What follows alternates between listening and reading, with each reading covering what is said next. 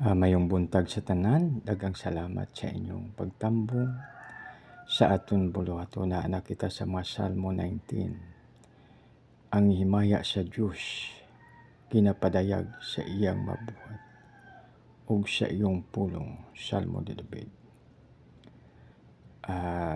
Akong pagbabasahon 19:1-6. Ang mga langit nagapahayag sa himaya sa Diyos, ug ang hawan nagapadayag sa buhat sa iyang mga kamot. Ang adlaw ngadto sa adlaw nagapamulong, ug ang gab-i ngadto sa gab-i nagapadayag sa kinaadman. Walay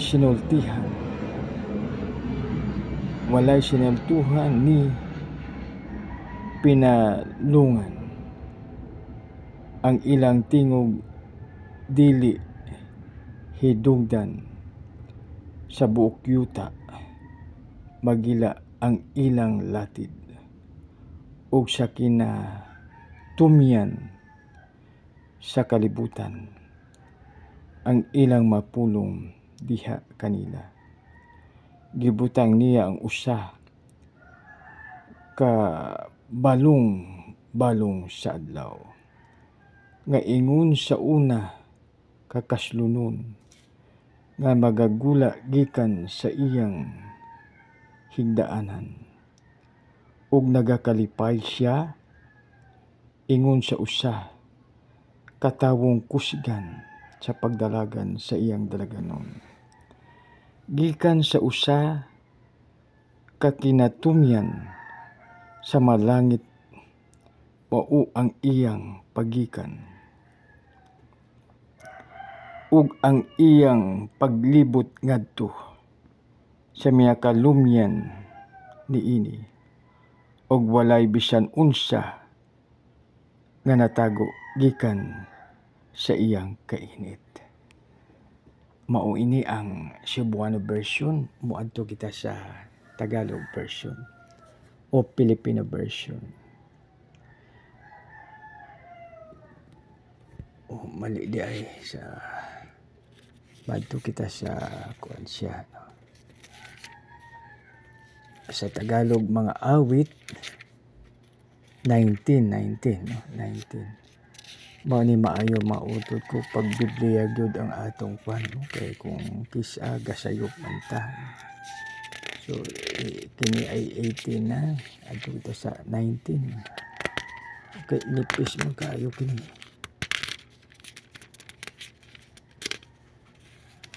Dili siya makuha, no? 18 siya. Plus 21 na, so napa isa ka page. Medyo pan siya, bago siya, kaya mao na. Malisod siya nga kuan ba. Yan, ana. Thank you, no? Thank you. 19, no? Yan, ito na ang 19. Butangan tagkuan, no? Yan, tanda ba? Kay kung ay walay tanda, lisod man, no? So, yan. So, ano na to, ha? Mga kauturan. Ano kita sa 19, ang punong mga awit ni David. Nagpahayag ng kaluwalhatian ng Diyos. Ang kalangitan at ang magawa ng kanyang kamay ay inihayag ng kalawakan. Sa araw-araw ay nagsasalita, at sa gabi ay nagpapahayag ng kaalaman. Dito naman sa 2, walang pananalita o mga salita man. Ang kanilang tinig ay hindi naririnig, ngunit lumalaganap sa buong lupa ang kanilang tinig. at ang kanilang masalita ay hanggang sa dulo ng daigdig.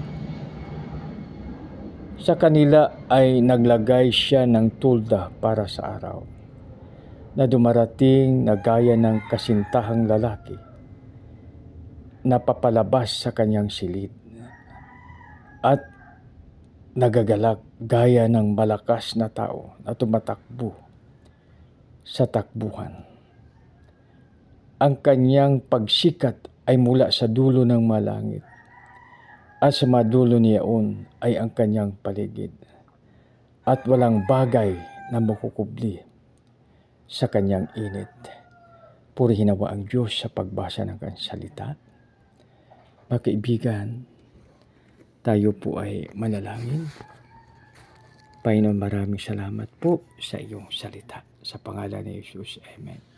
So dito mga kaibigan, na ang creation o kaya ang lahat na nilalang ng Diyos ay nagpapahayag ng kanyang kapangyarihan. Dito nakalagay yung kaalaman, yung dunong. So ibig sabihin niya na nagpapakita, kahit walang salita tayong marinig sa araw, wala tayong marinig sa buwan, subalit napahayag sa buong mundo.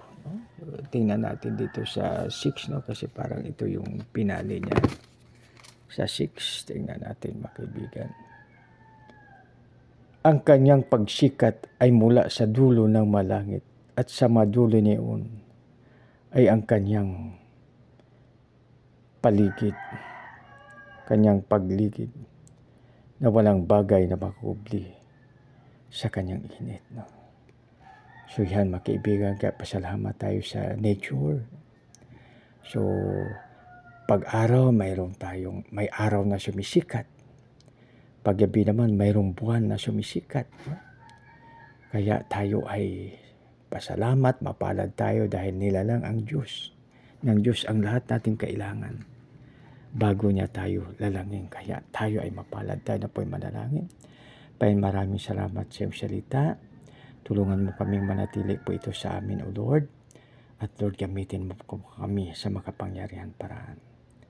Sa aming dakilang Ama, ang Diyos ni Abraham, Isaac at Jacob, dinadahin po namin ito sa matamis na pangalan ng anak na si Jesus namin pa yung tagapagligtas. Lahat pa yung magsabi ng Amen and Amen. God bless us all.